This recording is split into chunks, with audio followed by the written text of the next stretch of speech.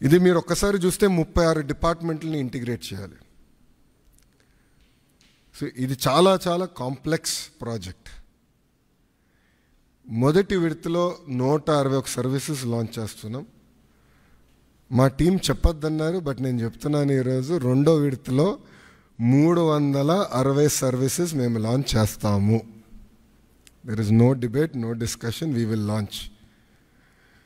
So ప్రజలకి ప్రభుత్వం మధ్యన ఇదొక ప్లాట్ఫామ్గా ఏర్పాటు చేసి రియల్ టైం సర్టిఫికేట్స్ వాళ్ళకి డెలివర్ చేసే బాధ్యత మన ప్రభుత్వం తీసుకుంటుంది.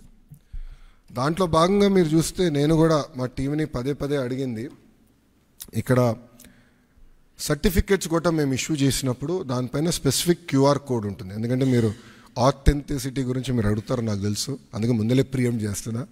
క్యూఆర్ కోడ్ అనేది ప్రతి సర్టిఫికేట్ పైన ఉంటుంది. ఆ క్యూఆర్ కోడ్ స్కాన్ చేస్తే ఏపీ గవర్నమెంట్ వెబ్సైట్కి లింక్ వెళ్తుంది. ఆ ఏపీ గవర్నమెంట్ వెబ్సైట్ పైన క్లియర్గా సర్టిఫికేట్ పైన ఉండాల్సిన పేరేంటి, వివరాలు ఏంటి వెబ్సైట్ పైన కనపడుతుంది. సో ఎవరు ఫేక్ సర్టిఫికేట్లు జనరేట్ చేసేదానికి అవకాశం ఉండదు. అది బ్లాక్ చైన్ పైన కూడా తీసుకురావాలని మేము నిర్ణయం తీసుకున్నాం. అది కూడా త్వరలో రిలీజ్ చేస్తాం. సో ఇప్పుడు మీరు చూస్తే ఈ సర్వీసెస్ అన్నీ ఒక పక్కన రెవెన్యూ సర్వీసెస్, రెండో పక్కన మున్సిపల్ సర్వీసెస్, మూడోది ఎండోమెంట్. అంటే దేవాలయాల్లో కూడా టీటీడీ మినహా అన్ని దేవాలయాలు వచ్చినాయి.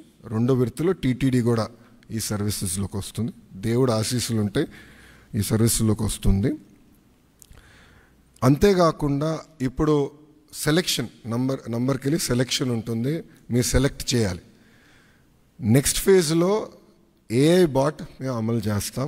సింపుల్గా మీరు వెళ్ళి నాకు బస్ టికెట్ ఈ ఊరు నుంచి ఈ ఊరికి రావాలంటే సింపుల్గా డన్, ఇది ప్రైస్, మీరు డబ్బులు కట్టండి bus ticket will be issued. అట్లా ఏఐ బాట్ పెట్టాలని మేము నిర్ణయం తీసుకున్నాం. రెండో విడతలో చేద్దాం అనుకున్నాం.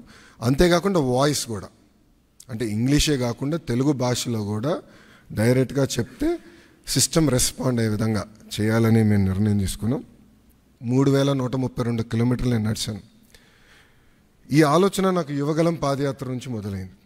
మీరు ఒక్కసారి కానీ మా స్పీచ్లు కూడా మీరు చూస్తుంటే, నా స్పీచ్ చూస్తుంటే నేను పదే చెప్పేవాడిని, ఒక బటన్ నొక్కితే భోజనం వస్తుంది, ఒక బటన్ నొక్కితే సినిమా చూస్తున్నాం, ఒక బటన్ నొక్కితే ట్యాక్సీ వస్తుంది, కానీ ఒక బటన్ నొక్కితే ఎందుకు ప్రభుత్వం మీ దగ్గరికి రావట్లేదు, ఆ ఛాలెంజ్ నేను స్వీకరిస్తున్నానని ఆనాడు చెప్పా.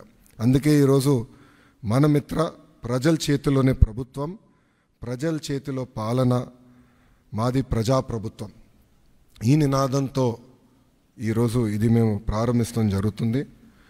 యువగలం పాదయాత్రలో అడుగడుగున ప్రజలు ఎదుర్కొంటున్న సమస్యలు నేరుగా తెలుసుకునే నాకు అవకాశం కలిగింది. పొద్దున నేను బస్ దిగి పాదయాత్ర ప్రారంభించిన దగ్గర నుంచి మళ్ళీ తిరిగి బస్ ఎక్కే వరకు ప్రజలతో ఉన్న, కార్యకర్తలతో ఉన్న, నాయకులతో ఉన్న, ఊరు నుంచి ఊరు నేను నడిచేటప్పుడు కూడా అక్కడ ప్రజలతో మాట్లాడేవాడిని, లేదంటే కార్యకర్తలతో మాట్లాడేవాడిని, నాయకులతో మాట్లాడేవాడిని, వాళ్ళ సమస్యలు నేను తెలుసుకునేవాడిని. అది జరిగినప్పుడు నేను రైతుల్ని కలిసా, మహిళల్ని, విద్యార్థుల్ని, కుల వృత్తుల వాళ్ళని కూడా కలుస్తాం జరిగింది. వాళ్ళందరినీ కలిసినప్పుడు వాళ్ళు ఒకటే అడిగారు, పద్దాకా మమ్మల్ని మా కాస్ట్ సర్టిఫికేట్ ఉందంటే ప్రతి ఇన్ని నెలలకు ఒకసారి మిమ్మల్ని ఎందుకు తీసుకోవాలి, ఇన్కమ్ సర్టిఫికేట్ ఉంది మళ్ళీ మేము అధికారుల దగ్గరికి ఎందుకు వెళ్ళాలి, పవర్ బిల్ చెల్లించాలంటే ఎందుకు సీమ్లెస్గా మేము చెల్లించలేకపోతున్నాం, లేదంటే ఆర్టీసీ టికెట్ తీసుకోవాలన్నా మేము బస్సు ఎక్కిన తర్వాత ఎందుకు తీసుకోవాలి, ముందరే మేము ప్లాన్ చేసి ఎందుకు తీసుకోకూడదని పదే నన్ను అడగటం జరిగింది.